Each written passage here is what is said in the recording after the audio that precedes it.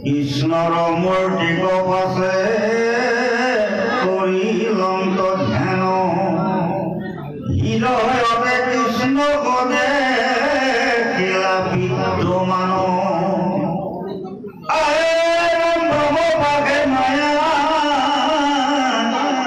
দক্ষিণিত ভক্তি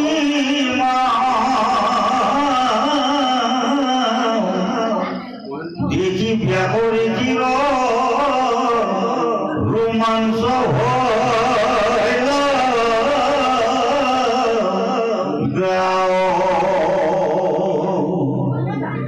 মায়ায় বান্ধন্ত ভক্তি মাতৃ মেলাবন্ত দোহানো মধ্যস্থ ভাবে আশা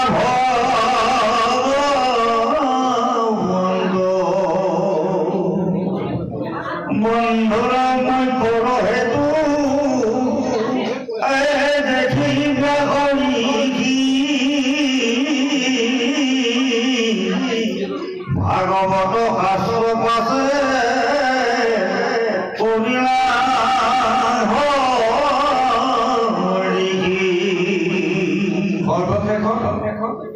নারদে ব্যাসক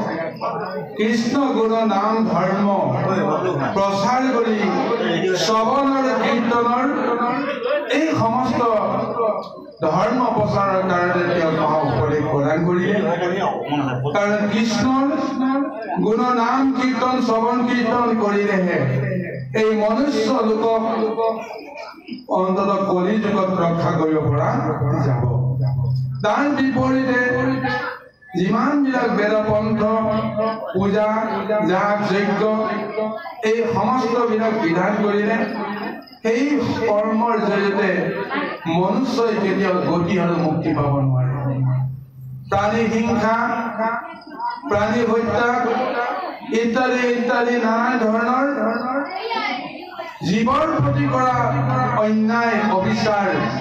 তাৰ মাজেৰে নিজৰ সুখ শান্তি বিচৰাৰ প্ৰৱণতাই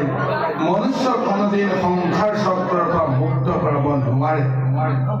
আৰু সেইকাৰণে তুমি সেই মনুষ্যক কৃপা কৰি দয়া কৰি তুমি ঈশ্বৰৰ মহৎ তত্ত্ব লীলা তুমি প্ৰচাৰ কৰা যিবোৰ শুনি যিবোৰ শুনি শ্ৰৱণ আৰু কীৰ্তনৰ জৰিয়তে যুগ যুগলৈকে অনন্ত কাললৈকে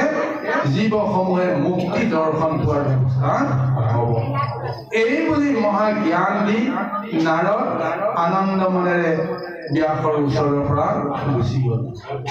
এতিয়া ব্যাসে চিন্তা কৰিছে যে মই নাৰদৰ পৰা মহাভাগৱত লাভ কৰিলো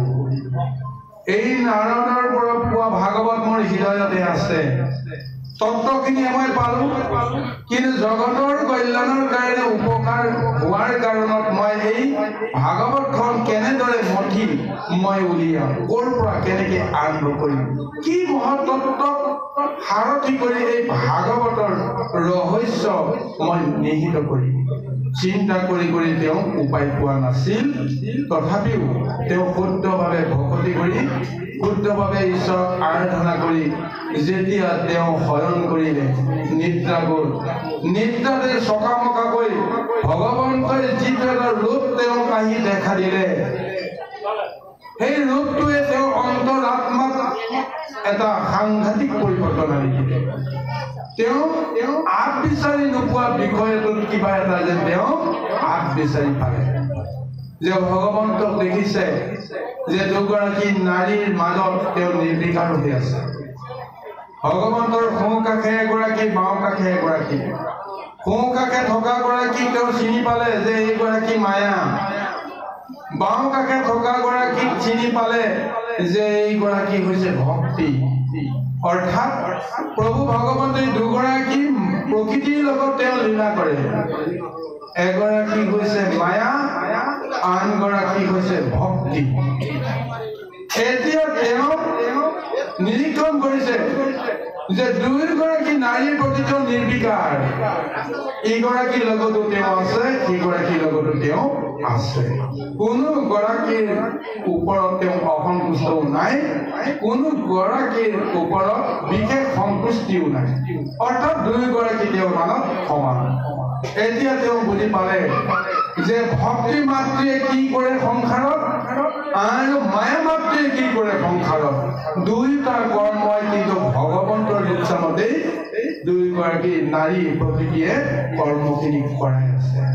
এই তত্ত্বটো যেতিয়া তেওঁ লাভ কৰিলে তেওঁ যেন আত্মবিশ্বাস পাই গ'ল এইটোৱেই তত্ত্ব প্ৰভু ভগৱন্তৰ সংসাৰত মায়াই সদায় নিজৰ পুত্ৰসকল বা জীৱসকলক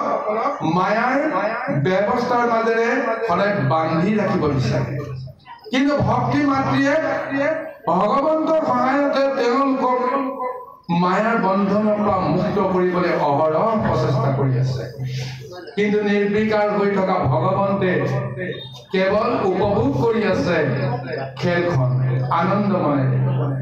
গতিকে এই তত্ত্বটোকে আধাৰ কৰি আজি ভাগৱত তেওঁ ৰচনা কৰিলে ভাগৱত প্ৰচাৰ কৰিলে এইকাৰণে এই ভাগৱতত মায়া দৰ্শন প্ৰথমতে আমি পাওঁ যিমানবিলাক গুণলীলা আজি দ্বাদশ স্কন্ধ ভাগৱতৰ জৰিয়তে প্ৰচাৰ কৰিছে মায়া মাতৃৰ জৰিয়তে মায়া সংসাৰত জীৱবিলাক আহি যিটো ৰূপতে নহওক কৰ্ম কৰি সেই জীৱবিলাকৰ মায়া লীলাৰ মাজেৰে প্ৰভু ভগৱন্তে নিজে আহি অৱতাৰ ধাৰণ কৰি নিৰ্বিকাৰভাৱে তেওঁ নিজৰ কৰ্ম কৰি আছে কোনে তৰিছে কোনে মানে মজিছে তাক লৈ যেন ভগৱন্তৰ কোনো চিন্তা নাই কৰ্মফল জীৱবিলাকে ভোগ কৰিব আৰু এই নিৰ্বিকাৰ চৰিত্ৰটোৰে ভক্তি মাতৃৰ জৰিয়তে কেনেকৈ জীৱবিলাকক মুক্ত কৰাবৰ কাৰণে প্ৰচেষ্টা কৰি আছে আৰু দুইটা কৰ্ম কিন্তু ভগৱন্তৰ ইচ্ছাতে সম্পূৰ্ণ হৈ আছে এই মহাতত্ত্বই আজি মহাভাগৱত ৰচনা কৰিলে বাৰু আহক গুৰু সমস্ত ইয়াৰ পিছত পদতনো কি উল্লেখ হয় আমি পদৰ মাজত কৃষ্ণ জয় কৃষ্ণ এতিয়া মহাভাগৱত ধৰ্মটো নৰ মনুষ্যৰ কাৰণে শ্ৰেষ্ঠ আৰু সুন্দৰ সঁচা কিন্তু নৰ মনুষ্য কলৈ যাব এতিয়া তাৰ লগে লগে কলি ঘূৰি ফুৰিছে আপুনি এই ধৰ্মই শ্ৰেষ্ঠ নে মই জানিছোঁ বৰ্তমান পৃথিৱীত কলিহে শ্ৰেষ্ঠ হৈ আছে এনেকৈ শ্ৰেষ্ঠ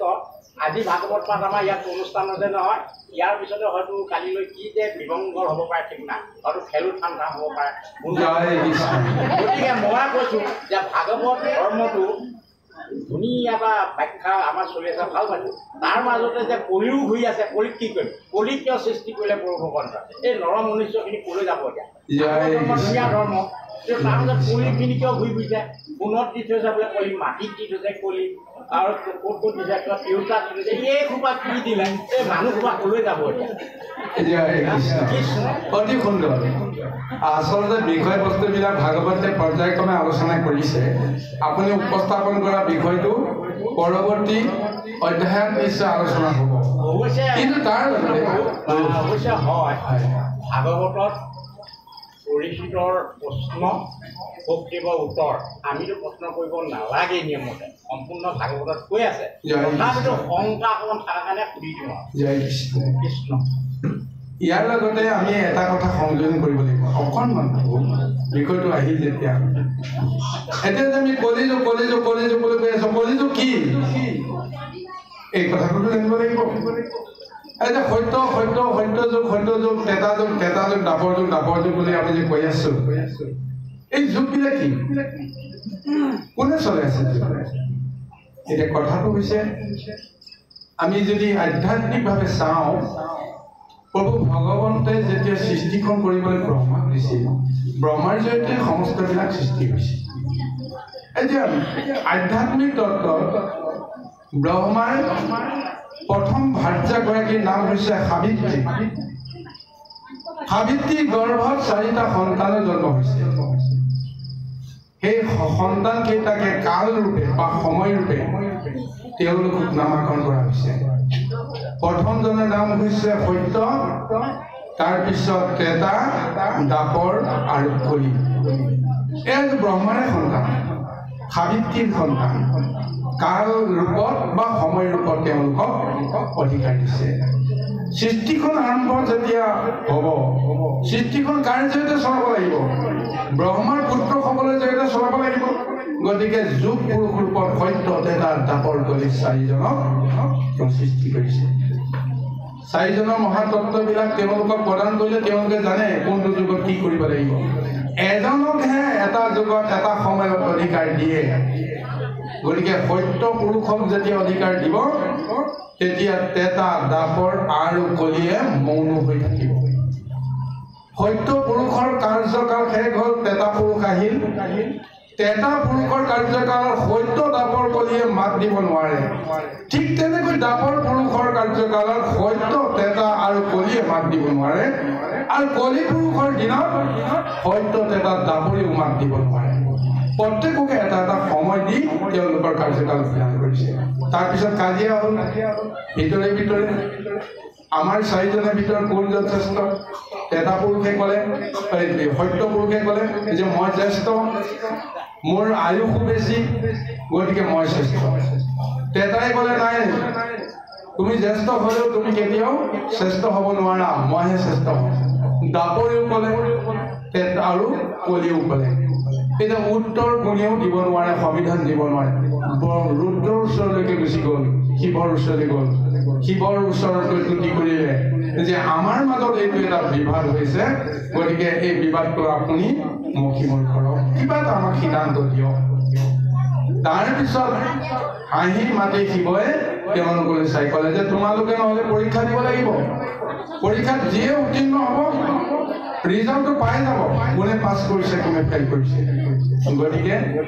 ৰিজাল্টটো পাবৰ কাৰণে সংবিধান পাবৰ কাৰণে পৰীক্ষা দিব লাগিব যে হ'ব আমি প্ৰস্তুত আছোঁ তেতিয়া শিৱই ক'লে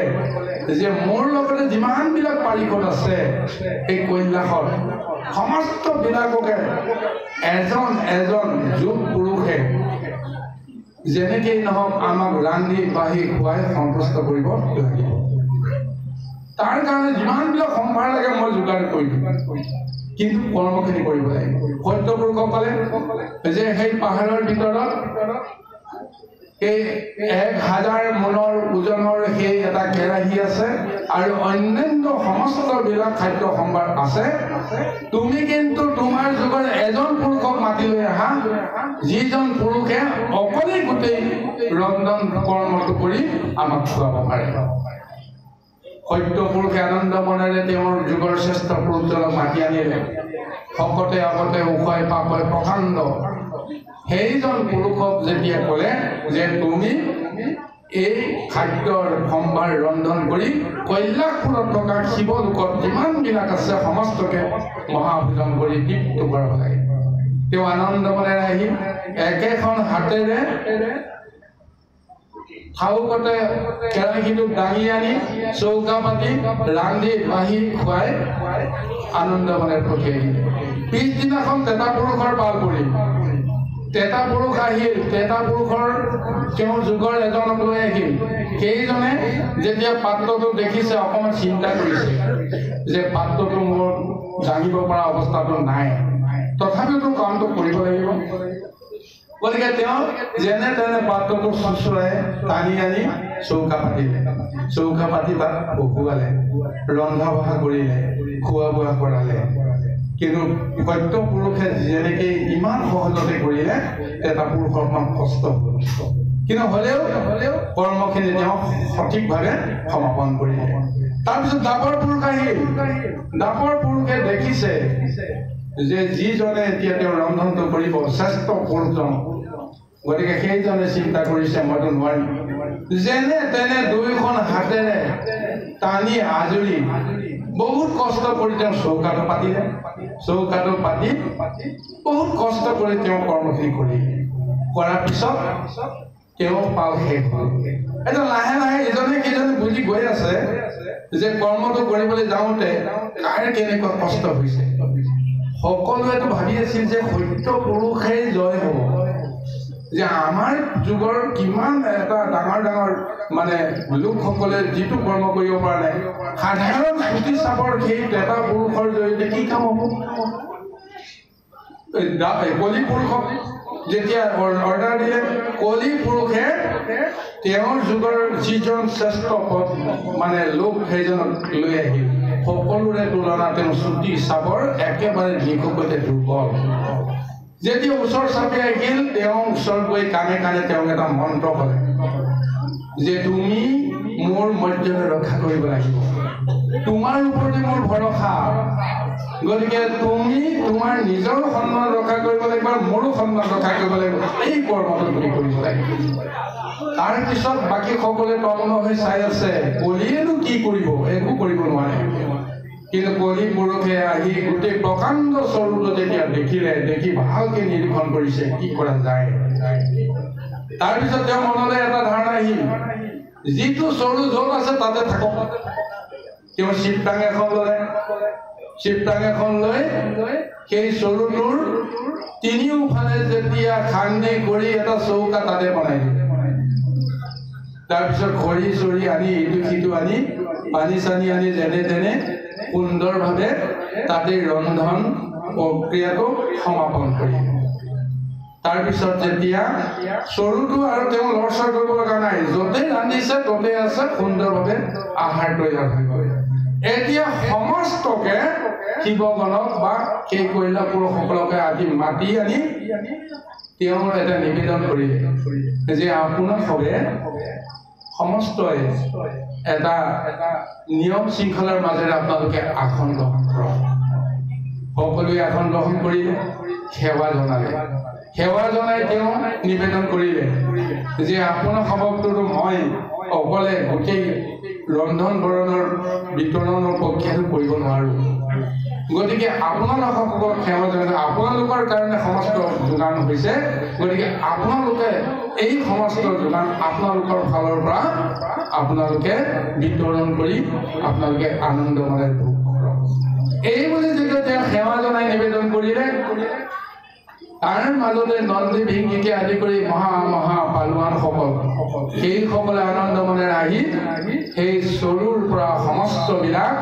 তেওঁলোকে উলিয়াই কৰি আনন্দ মনেৰে সকলোকে বিতৰণ কৰাই দিলে। বিতৰণ কৰাই দিয়াৰ পিছত আকৌ সেৱা লৈছে। সেৱা লৈ পেলাই কৈছে যে আপোনাৰ খবৰ এই ৰন্ধনত যদি কিবা যদি দুখ ত্ৰুটি হৈছে সমস্ত ক্ষমা কৰিব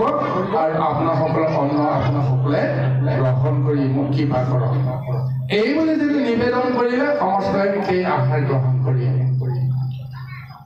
এতিয়া এই দৃশ্যটো যেতিয়া প্ৰত্যক্ষ কৰি আছে, ভোজন শেষ হৈ গ'ল।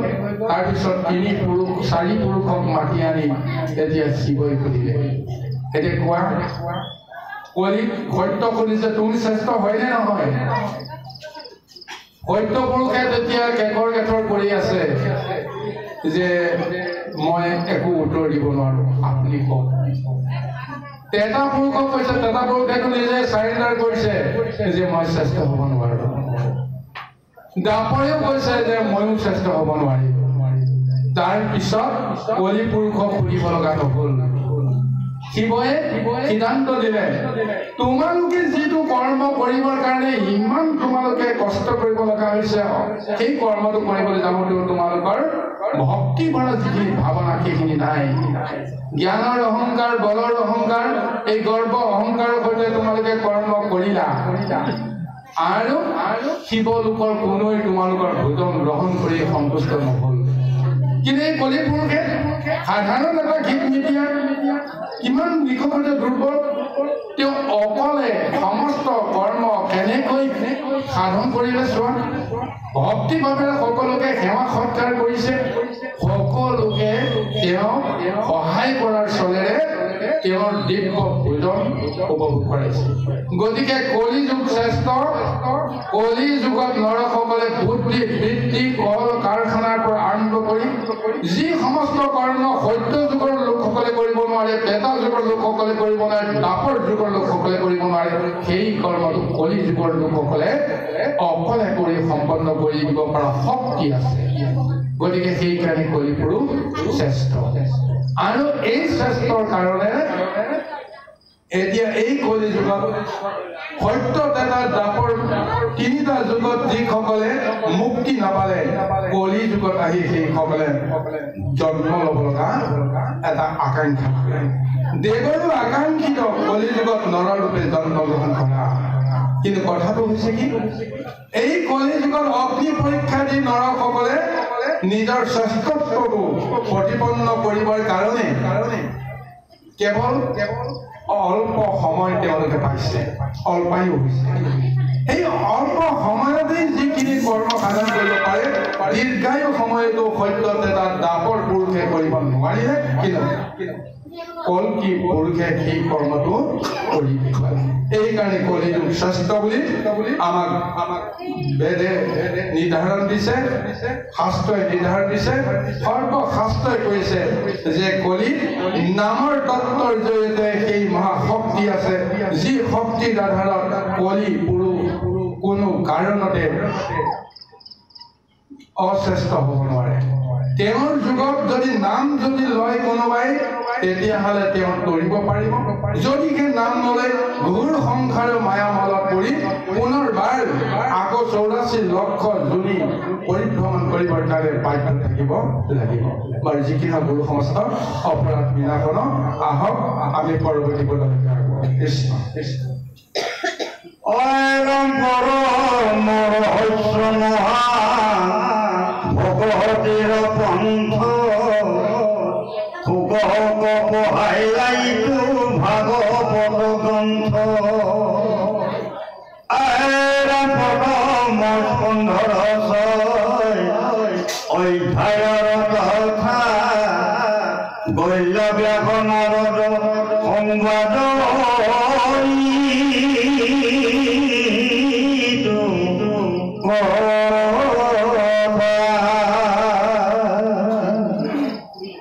মহাভাগৱত শুনা সভা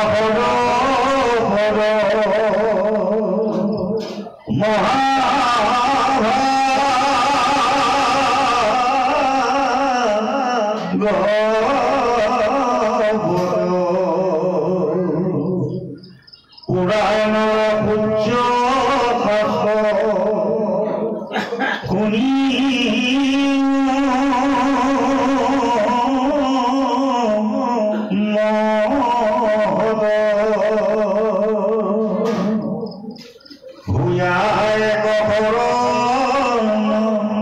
যিজনে শুনে আকৌ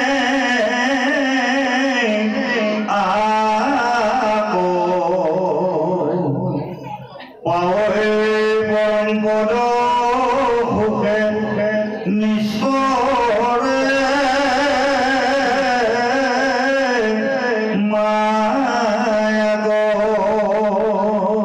যি কি নহওক ব্যাসে যেতিয়া ভাগৱতৰ সমস্ত তত্ত্ব তেওঁ এক সূত্ৰ ৰূপত তেওঁ নিৰ্ধাৰণ কৰি দিলে যে কোনখিনিৰ পৰা কি পৰ্যায়ত কেনেকৈ উপস্থাপন কৰা যাব। এই সমস্ত ভক্তিৰ ৰহস্য নিহিত কৰি মহাভাগৱত তেওঁ সৃষ্টি কৰিলে। পুত্ৰ শুকক এই মহাভাগৱত তেওঁ প্ৰদান কৰিলে, আৰু সেই শুকৰ জৰিয়তে এই মহাভাগৱত পৰীক্ষিতে পালে। পৰীক্ষিতক দিয়াৰ লগতে সেই মহাভাগৱত উগ্ৰস্বৰ ভূতেও পালে। উগ্ৰস্বৰ ভূতৰ জৰিয়তে নমিকা অৰণ্যত 28 সহস্ৰ ঋষি সমাজে পোৱাৰ পিছত লাহে লাহে সেই মহাভাগৱত আজিৰ যুগলৈকে এনেদৰে এক ধাৱমান ৰূপত গতি কৰি আছে। আৰু এই তত্ত্বটোকে সাৰোগত কৰি আজি মহা উপদেশ প্ৰদান কৰিছে মহাভাগৱতে যে শুনা সভা সদা পদ মহাভাগৱত পুৰাণৰ সূৰ্য শাস্ত্ৰ শুনিও মহৎ হৈয়া এক শৰণ যিজনে শুনে আগৰ পাৱৈ পৰম পদ সুখে নিশ্চয় মায়া। ভাগৱত হৈছে পৰম ৰহস্য শাস্ত্ৰ। ৰহস্য আমি সহজতে উদ্ধাৰ কৰাটো আমাৰ কাৰণে সম্ভৱ নহয়। গোটেই জগতত যিমানবিলাক সম্পদ আছে বা শক্তি আছে, ৰহস্য শক্তি, সেই ৰহস্য শক্তিক আমি যদি তাক ভেদ কৰিব পাৰোঁ, তেতিয়াহ'লে আমি ঈশ্বৰৰ তত্ত্ব লাভ কৰিব পাৰিম। সাধাৰণ এটা উদাহৰণ দিব পাৰোঁ। গছৰ প্ৰতিটো ফলৰ নিজৰ নিজৰ এটা ৰস আছে। আমৰ যিটো ৰস নাৰিকলত নাই, কুঁহিয়াৰত নাই, বা অন্যান্য ফল মূল কমলা আপেল বগৰী যি ৰূপে নহওক কিয় প্ৰত্যেকটো ফলৰে এটা এটা সুকীয়া টুপটুপীয়া ৰস আছে এই ৰসটো কোনে ৰাখিছে কেনেকে ৰাখিছে ৰসত কি আছে যাৰ কাৰণে আমি তিতা পাওঁ যাৰ কাৰণে আমি মিঠা পাওঁ যাৰ কাৰণে আমি কেঁহা পাওঁ আপুনি ফলটো গুচাই পিটিকি চাই তাৰ পৰা আপুনি একো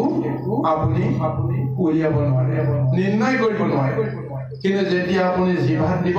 জিভাই যিটো জুতি দিব জিভাই যিটো জ্ঞান দিব জিভাই যিটো আপোনাক স্মৰণ দিব সেইটোকে লৈ আপুনি সন্তুষ্ট থাকিব লাগিব কিন্তু বিজ্ঞান তত্ত্বই বিশ্লেষণ কৰিছে যে কিহৰ কাৰণত দুনিয়া যে এই সংসাৰত প্ৰভু ভগৱন্তে সৃষ্টিখন কৰোঁতে কিছুমান মৌলিক পদাৰ্থ জগতত সৃষ্টি কৰিছে মানে আপোনাৰ পাৰমাৰ্থিক ৰূপত সেইবিলাক পদাৰ্থক এতিয়া বিজ্ঞানে এটা নিৰূপণ কৰি নাম দিছে হাইড্ৰজেন অক্সিজেন কাৰ্বন ইত্যাদি ইত্যাদি নামাকৰণ কৰিলে যে কিমানটা ধাতু আছে ধাতুৰ ওপৰত সেই পদাৰ্থবিলাকক নিৰূপণ কৰিছে কাৰ কি গুণাগুণ গতিকে চেনিটো কিয় মিঠা লাগে তাত বোলে গ্লুকোজ নামৰ এটা পদাৰ্থ আছে সেই গ্লুকোজত কি কি পদাৰ্থ আছে ইত্যাদি ইত্যাদি আমাক বিশ্লেষণ দিছে এতিয়া কথাটো হৈছে কি যে আমি আম গছডাল ৰুওঁতে আমি নিজে কেতিয়াও ভাবি চোৱা নাই যে তাত আমি গ্লুকোজ লগাইছোঁ তাত আমি এচিড জাতীয় হাইড্ৰজেন ক্লোৰিন ইত্যাদি ইত্যাদি আমি তাত যৌগিক কিবা এটা আমি মিলাই কৰিছোঁ আমি ক'ব নাই তাত যি এটা ৰহস্য সোমাই আছে সেই ৰহস্যটো যদি আমি ভেদ কৰিব পাৰোঁ তেতিয়াহ'লে এই ৰহস্যটো কোনে ৰক্ষা কৰি আছে সেইজনক আমি চিনি পাম সেইজন আন কোনো নহয় স্বয়ং প্ৰভু ভগৱন্তৰ সৃষ্টিকৰ্তা তেওঁৱে সমস্তবিলাক নিৰূপণ কৰি ঠিক কৰি দিছে সেই শক্তিটোক লৰচৰ কৰাৰ কাৰো ক্ষমতা নাই গতিকে সেইজন পুৰুষে যি ইচ্ছা কৰে সেইটোৱে সত্য হয় সত্য ধৰ্ম অটুট ৰাখি প্ৰত্যেক পদাৰ্থত এটা এটা গুণ তেওঁ নিহিত কৰিছে সেই গুণ অনুসাৰে তেওঁলোকৰ ধৰ্ম তেওঁলোকে ৰক্ষা কৰি আছে আজি 84 লক্ষ যোনি জীৱ জগতত আছে বুলি আমি শাস্ত্ৰ ভাগৱতে পাইছো কিন্তু প্ৰকৃততে আমি বিজ্ঞানসন্মত বিশ্লেষণ কৰি আমি নিৰ্ণয় কৰিব পৰা নাই সঁচাকৈ কি কি জীৱ 84 লক্ষ যোনি আছে আমি তাক এটা এটা কৰি লিষ্ট কৰি আমি হিচাপ কৰিব পৰা আমাৰ ক্ষমতা নাই শাস্ত্ৰই কৈছে আমি মানি লৈছোঁ তাকে আমি সকলোকে বুজাই আছোঁ কিন্তু এটা কথা ঠিক প্ৰত্যেকটো জীৱৰ ক্ষেত্ৰত এটা এটা ধৰ্ম প্ৰভু ভগৱন্তে নিৰ্ণয় কৰিছে তাৰ ভিতৰত একমাত্ৰ জীৱটোক কোৱা হৈছে বিষয় সমানন্দ সুখ সমস্ত জনিতে পায় হৰি সেৱা কোনো স্থানে নাই হৰিৰে সেৱাৰ যোগ্য কেৱল মনুষ্য তনু জানি পুৰা হৰি গুণগান গতিকে অন্যান্য জীৱবিলাকৰ এটাই ধৰ্ম বিষয় সম্বন্ধ সুখ সি মনুষ্যই হওক পশু পক্ষীয়ে হওক কীট পতংগই হওক সমস্তৰে কিন্তু এটাই ধৰ্ম সেইটো হৈছে বিষয় সম্ভোগ বিষয় সম্ভোগৰ কাৰণে গোটেই জীৱনটোত কৰ্ম কৰিব লাগে কৰ্ম কৰিবলৈ যাওঁতে কোনোবাই ভুল কৰিছে বেয়া কৰিছে দুখ কৰিছে ত্ৰুটি কৰিছে তাৰ ফল তেওঁলোকে ভোগ কৰিব লাগিব গতিকে এই মহাতত্ত্ব আজি মহাভাগৱতত প্ৰদান কৰিছে সেইকাৰণে আজি ভাগৱতত এই উপদেশত দিছে যে মহাভাগৱত যদি একান্ত সত্যে যদি আমি চিত্তে যদি আমি শ্ৰৱণ কৰোঁ কীৰ্তন কৰোঁ তাৰ যদি মহা ৰহস্যৰ ৰসটো যদি আমি উদ্ধাৰ কৰিব পাৰোঁ তেতিয়াহ'লে আমাৰ সমান সুখী এই জগতত কোনো নাই এই আত্মসুখ যিটো কেৱল ভাগৱতৰ ৰসৰ মাজেৰে আমি পাবলৈ সক্ষম হওঁ বিষয়ৰ ৰসৰ মাজেৰে কোনো কাৰণতে আমি আত্মসুখ পাব নোৱাৰোঁ ইমানেই মধুৰ তত্ত্ব আছে ভগৱন্তৰ নামত সেই তত্ত্বটো ৰহস্যটো সোমাই আছে গতিকে ক'ব নোৱাৰাকৈ ভগৱন্তৰ নাম লোৱাৰ পিছত আমি সেই ৰসটো লাহে লাহে আমি নিজে পান কৰি সুখী অনুভৱ কৰিব পাৰিম সেইকাৰণে আজি বৈকুণ্ঠৰ এই মহাশাস্ত্ৰ ভাগক আজি ব্যাসৰ জৰিয়তে এই কৰ্মটো কৰিবলগীয়া আছে লৌকিকভাৱে আৰু এটা কথা আছে ব্যাসে যেনেকৈ ভুল কৰিলে ভুলটো সংশোধন কৰি ভুল কৰোঁতাজনেই কৰিব লাগিব নহয় জানো বাৰু তুমি নিজেই ভুল কৰিছা, তুমি নিজেই তোমাৰ ভুলৰ সংশোধনৰ ব্যৱস্থাটো কৰি জগতক তুমি ক'ব লাগিব যে মোৰ ভুল হ'ল, আচল সূত্ৰটো এইটো। সেইকাৰণে ব্যাসৰ জৰিয়তে ভুলো কৰালে, ব্যাসৰ জৰিয়তে শুদ্ধটো কৰালে। আৰু ৰহস্যটো আহিছে কি, ভগৱন্তৰ ৰূপেৰে ভুল কৰাইছে, ভগৱন্তৰ ৰূপেৰে শুদ্ধ কৰাইছে। এতিয়া আমি মনুষ্যসকলে মায়া কৰিবৰ কাৰণে কোনটো তত্ত্ব লম, আমাৰ নিজৰ ওপৰত নিৰ্ভৰ কৰিব। কৃষ্ণ বৈকুণ্ঠৰ শাস্ত্ৰয়ানী পৰম সুখে সংসাৰিক কৰি কৃপা প্ৰচাৰিলা সুখে জানিয়ে কচিতে নিতে শুনা কৃষ্ণ কথা ইহেন মনুষ্য জন্ম নকৰি বৃথা বিজুলি চমক যেন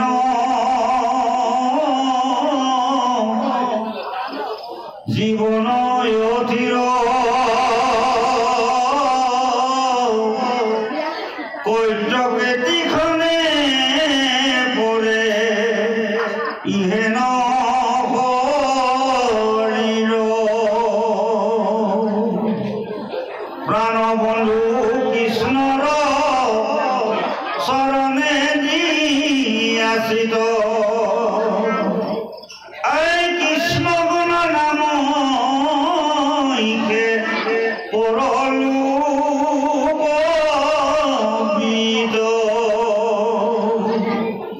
জানি হৰি ভগতিত তেজি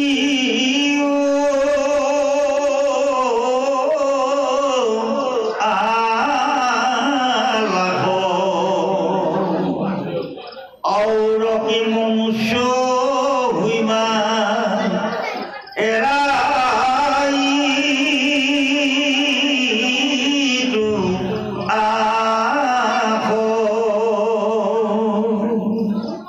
সত্তৰে গলত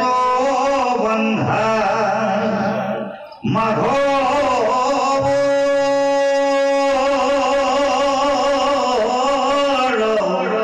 নাম কৃষ্ণৰ কিংকৰ কহে বোলা কৃষ্ণৰ কিংকৰে কহে বোলা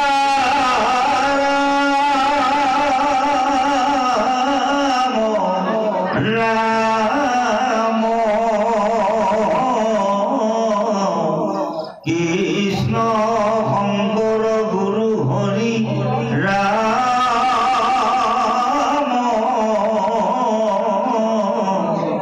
হৰি ৰাম ৰাম ৰাম জয় কৃষ্ণ। সেইকাৰণে মহাভাগৱতে পুনৰবাৰ উল্লেখ কৰিছে এই বৈকুণ্ঠৰ শাস্ত্ৰ মহাভাগৱত বৈকুণ্ঠৰ পৰা কিয় মৰ্ত্যলোকে ৰমায়। অৰ্থাৎ যেনেকেই নহওক, যদি বৈকুণ্ঠৰ শাস্ত্ৰ যি ঠাইতে তেওঁ থাকে, সি বৈকুণ্ঠ থকাৰ এটা সদৃশ ৰূপ পায়। অৰ্থাৎ বৈকুণ্ঠৰ শাস্ত্ৰ প্ৰভু ভগৱতে যেতিয়া পদ্মকল্প ব্ৰহ্মাক দিলে, ব্ৰহ্মাৰ হৃদয়খনত বৈকুণ্ঠৰ এটা ৰূপ পাই গ'ল। কাৰণ বৈকুণ্ঠ পুৰী যিটো ৰূপ ৰস আছে, কৃষ্ণৰ যিটো মহত্ব আছে, সেইখিনি ভাগৱত ৰূপত ব্যাসৰ গৰ্ভত প্ৰৱেশ কৰিব। ব্যাসে যেতিয়া নাৰদক দিলে, নাৰদৰ গৰ্ভত প্ৰৱেশ কৰি আছে।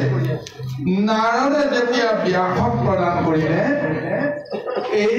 মহাভাগৱত নাৰদৰ জৰিয়তে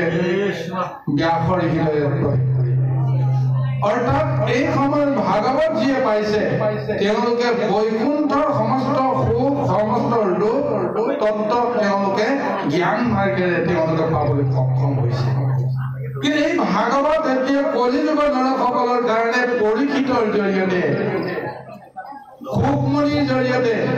শ্ৰৱণ আৰু কীৰ্তনৰ মাধ্যমেৰে সমস্ত জগতত ভাগৱতৰ তত্ত্ব প্ৰচাৰ কৰিছে। আকাশে বতাহে এতিয়া শব্দৰ ঝংকাৰত বা শব্দৰ শক্তিত এই মহাভাগৱত এতিয়া বিৰাজমান হৈ আছে। অৰ্থাৎ স্বৰূপতে ক'বলৈ গ'লে ভাগৱত বা ভগৱন্তৰ সমস্ত ৰূপ আজি কলিযুগত মূৰ্তমান হৈ আছে, কিন্তু আমি তাক ধৰিব পাৰিব লাগিব। আকাশেদি উৰি যোৱা চৰাইটোক তেনেকৈ আমি ধৰিব নোৱাৰো। তদ্ৰুপ ঠিক তেনেকে নামৰ মহিমা তত্ত্ব আকাশে বতাহে উৰি আছে, কেইজনৰ ধৰি ৰাখিব পৰা শক্তি হৈছে।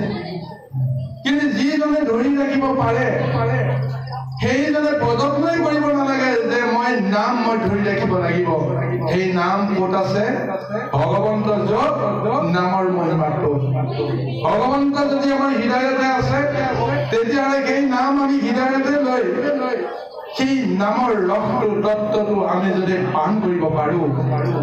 তেতিয়া সমস্ত নামৰ নিজৰা আমাৰ ওচৰলৈকে